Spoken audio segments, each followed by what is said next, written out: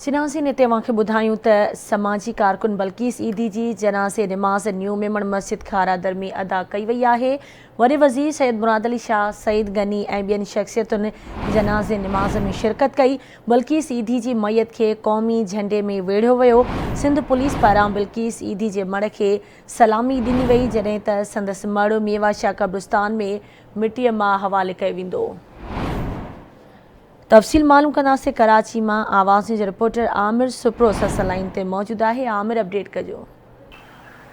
जी गज़ाला, समाजी अगवान बल्कीस ईदी जेके कुछ ॾींहं बीमार निजी अस्पताल में उनजी कल्ह वफ़ात थी वई ऐं अॼु ई जेको आहे सो मेमण मस्जिद में ज़ोर जी निमाज़ खां बाद में जेको आहे जनाज़े निमाज़ ऐलान कयो वियो।